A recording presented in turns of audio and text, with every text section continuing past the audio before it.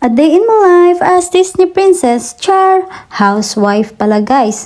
So for today's vlog, magluluto tayo ng sticky peri-peri chicken. So ayan, nilabas ko muna yung mga sangkap guys.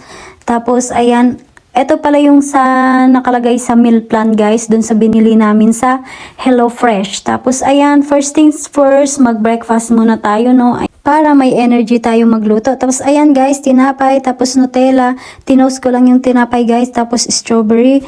And then ayan na yung mga ano natin guys, mga sangkap. Ayan, prepare ko muna yung peri-peri chicken. Minarinate ko muna dun sa ano niya, sa peri-peri powder. Tapos ayan, ganyan lang siya guys, i-marinate lang.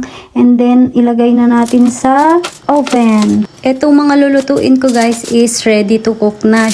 So bale, parang i-prepare ko na lang siya, tapos sundan ko yung papel dyan. May sinusundan akong papel, pati yung kanin, sundan ko din yung pagluto, ganun. Tapos eto na guys, magluto na tayo ng kanin. Nagpainit muna ako ng tubig, tapos ayan, i-pour natin dyan sa pan. Tapos maglagay ako ng konting asin. Konti lang na asin guys, and then ilagay na natin yung bigas. Ayan siya guys. Ano lang yan, parang 250 grams lang yan. Parang may ano siya guys, parang may mga grams lang siya guys. Pang 2 person lang kasi siya. Tapos ayan na yung chicken. Baliktarin muna natin. Ayan, kinat ko pala yan guys para mabilis siyang maluto, pati yung sa loob niya. Pero ano lang yan guys, tender naman kasi siya, kaya ibaliktad ko na lang siya guys para mas maluto yung sa loob niya. Tapos ibalik ko ulit sa oven. Ayan, hindi ko naman yan pinatay guys yung sa oven. Tapos ayan, habang nagluluto ako, prepare ko na yung onion saka garlic. Ayan, gayat-gayat muna tayo guys. Tapos ito na yung pan natin.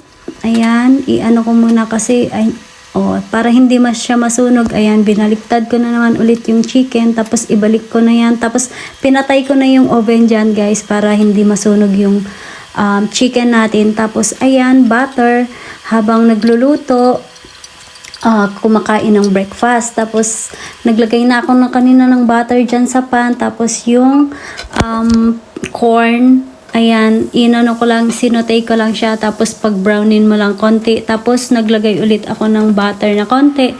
Tapos ayan, sautay ulit ng onion, saka garlic, and then pepper. And then nilagay ko yung paprika. Parang yan guys, powder, parang paprika powder. Tapos ito yung parang sa atin, tomato sauce, parang ganun. Tapos hindi siya tomato paste pala. Ayan. Tapos linagyan ko ng konting tubig. And then yung broth, parang chicken broth siya. Ayan.